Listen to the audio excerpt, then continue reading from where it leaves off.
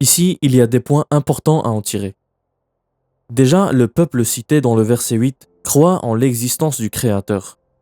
Mais vous l'aurez compris, il lui associe des divinités. Concernant ce qui a été reproché au prophète ici, c'est le fait de dire que la résurrection et donc l'au-delà existe bel et bien. Ils disent comment une personne complètement désintégrée, et ce mot vous allez voir, il va revenir d'ailleurs plus tard dans le chapitre, comment cette personne peut-elle être ressuscitée? Bien sûr, le Coran leur donne directement la réponse dans le verset. Il dit au verset 9, « Ne voient-ils donc pas ce qu'il y a comme ciel et comme terre devant et derrière eux? Si nous voulions, nous ferions que la terre les engloutisse, ou que des morceaux du ciel tombent sur eux. Il y a en cela une preuve pour tout serviteur repentant. » Dans ce verset, ainsi que d'autres, le Créateur les invite à observer les signes cosmiques et de la nature autour d'eux.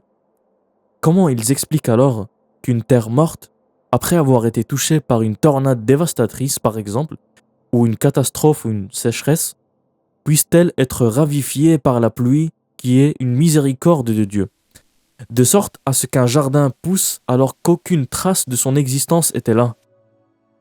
Et dans eux-mêmes, ne méditent-ils pas qu'ils étaient complètement néants et qu'ils sont nés à partir d'une goutte qu'on ne voit même pas? Mais plus encore, n'ont-ils pas vu que si le divin le voulait, les constantes de notre univers seraient chamboulées, et donc toute l'existence se serait effondrée sur elle-même? Et là, il faut souligner un point très important. Si dans le langage du Coran, tout a été établi à la perfection, de sorte à ce que tout se maintient dans l'ordre, avec une précision de calcul toujours constante, sans déviation, eh bien ce qui pourrait créer ce chamboulement, c'est justement, comme on avait cité, l'arrivée de l'heure. Car l'heure est, dans le Coran, le changement majeur auquel sera confronté le cosmos de notre univers, de sorte à être sujet à un changement drastique qui créerait de nouvelles lois et de nouvelles constantes dans un autre univers. Cet autre univers, c'est l'objet de notre sujet, c'est l'au-delà. Vous voyez comment les versets se complètent pour donner une image captivante à toutes celles et ceux qui se posent des questions fondamentales sur l'invisible. Car le Coran va continuer par la suite en racontant cette fois-ci l'histoire de David et de Salomon. ولقد آتينا داود منا فضلا يا جبال أوبي معه والطير وألنا له الحديد أن اعمل سابغات وقدر في السرد واعملوا صالحا إني بما تعملون بصير ولسليمان الريح غدوها شهر ورواحها شهر وأسلنا له عين القطر ومن الجن من يعمل بين يديه بإذن ربه ومن يزغ منهم عن أمرنا نذقه من عذاب السعير يعملون له ما يشاء من محاريب وتماثيل وجفان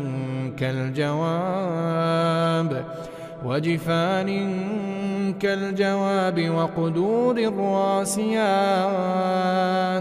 اعملوا آل داود شكرا وقليل من عبادي الشكور فلما قضينا عليه الموت ما دلهم على موته إلا دابة الأرض تأكل من سأته فلما خر تبينت الجن أن لو كانوا يعلمون الغيب ما لبثوا في العذاب المهين. Ces versets décrivent la mort de Salomon, qui avait le pouvoir de commander aux djinns, alors qu'il était appuyé sur sa canne. Les djinns, esclaves à son service, ont continué leur travail pénible et humiliant car ils ne savaient pas qu'il était déjà mort. Ce n'est que lorsque sa canne, rongée par la bête de la terre, Dabbatul Ard, s'est brisée et qu'il est tombé, que les djinns ont réalisé son décès. La mort de Sulayman alayhi salam, restée secrète pour les djinns pendant un certain temps, a servi de preuve éclatante pour les hommes. Les djinns ne possèdent pas le pouvoir divin de connaître l'invisible. Ils ne sont que des créatures qui, comme les humains, ignorent l'heure de la mort et des décrets divins. En résumé, l'inconnu se réfère à la connaissance de l'invisible. Ici spécifiquement, le moment de la mort de Salomon que seul Dieu détient. Encore une fois, ici l'invisible est retracé dans cette histoire et est la finalité de celle-ci. Et l'histoire met en lumière quelque chose d'important. C'est le travail qui est seulement pour Dieu, car il dicte l'importance de l'exclusivité divine. Car l'histoire sert de puissant rappel théologique. La connaissance absolue de l'invisible, al-Ghaib, est une prérogative exclusive d'Allah.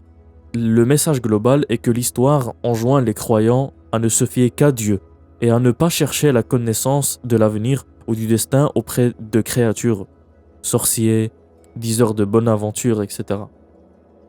Qu'elles soient humaines ou djinns, car elles n'ont pas accès à ce domaine divin.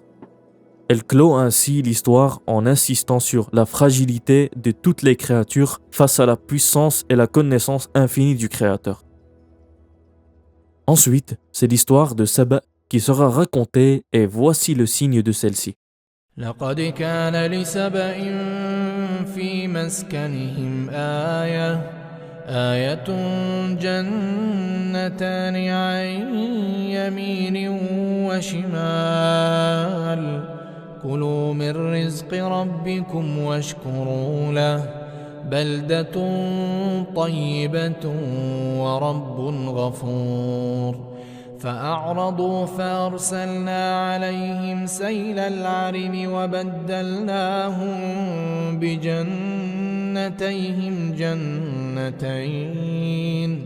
جنتين ذواتي أكل خمط وأثل وشيء من سدر قليل ذلك جزيناهم بما كفروا وهل نجازي إلا الكفور وجعلنا بينهم وبين القرى التي باركنا فيها قرى ظاهرة وقدرنا فيها السير سيروا فيها ليالي وأياما آمنين فقالوا ربنا باعد بين أسفارنا وظلموا أنفسهم فجعلناهم أحاديث ومزقناهم كل ممزق إن في ذلك لآيات لكل صبار شكور ولقد صدق عليهم إبليس ظنه فاتبعوه إلا فريقا من المؤمنين وما كان له عليهم من سلطان إلا لنعلم من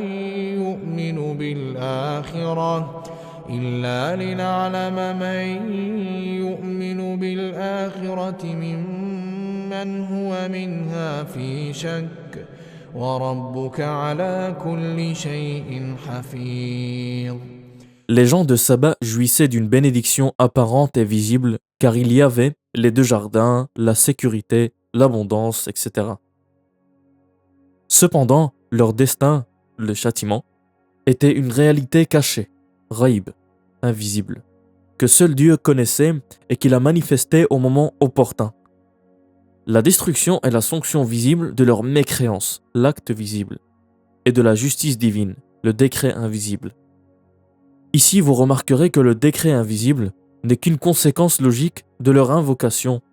Quand ils dirent « Seigneur, éloigne et allonge les distances entre nos étapes et voyages », alors que littéralement, entre eux et les endroits bénis étaient clairement visibles des villages très apparents.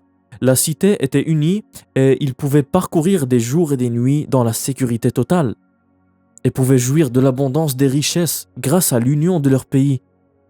Donc c'est tout de même une demande étonnante. Et Dieu a répondu à leur appel en leur octroyant ce qu'ils voulaient. Donc ils furent séparés les uns des autres. Qatada rahimahullah disait, Amir al-Sha'bi a dit, quant aux Ghassan, ils ont rejoint le Levant, Hacham. Quant aux Ansar, ils ont rejoint Yathrib. Et quant aux Azd, ils ont rejoint Oman. Donc ces versets établissent déjà l'importance de l'union. De 2, la connaissance et la reconnaissance du bienfait. Et de 3, la conséquence invisible, mais tout de même logique, d'un tel choix dans les décisions. D'une autre part, il y avait le rôle de Satan, du verset 20 au verset 21. Le verset 20 et surtout 21 établissent un lien direct entre le comportement visible des humains et une réalité invisible. L'influence de Satan et le plan divin de distinguer les croyants. Satan n'a aucun pouvoir sur les humains de lui-même. Mais son influence est une force invisible qui opère en accord avec la permission divine. Le fait que les gens de Saba aient suivi Satan confirme une vérité invisible. Leur cœur était plus enclin au doute qu'à la foi. Ensuite, il y a la distinction entre croyants et sceptiques. Allah permet ce processus, c'est-à-dire l'influence de Satan et les épreuves, pour distinguer celui qui croyait en l'au-delà et celui qui doutait. Donc l'au-delà est toujours au centre de la question, parce que l'au-delà est la réalité invisible par excellence. L'épreuve et le châtiment qui en résulte est le moyen par lequel Dieu, exalté soit-il, dans son plan divin, dans son plan invisible, révèle le contenu du cœur de chaque personne, faisant apparaître au grand jour ce qui était caché dans l'intention et la croyance. Troisièmement, il y a la foi en l'invisible récompensée, car la fin du passage met en évidence la valeur de la foi en l'invisible. L'avertissement, la destruction de Saba sert d'avertissement pour tout grand endurant et grand reconnaissant. La sagesse, la patience à sabr et la gratitude à shukr sont des qualités qui impliquent de croire à la bonté des décrets divins, l'invisible, même lorsque les choses vont mal. Les croyants reconnaissent que les bénédictions et les épreuves viennent d'un Seigneur invisible qui est sage et pardonneur. En somme, l'histoire de Saba est une illustration du principe que l'ordre des choses et le destin des nations sont régis par l'invisible, Al-Ghaib, et que la foi en cet invisible est la clé de la prospérité, tandis que son rejet mène à la destruction décrétée.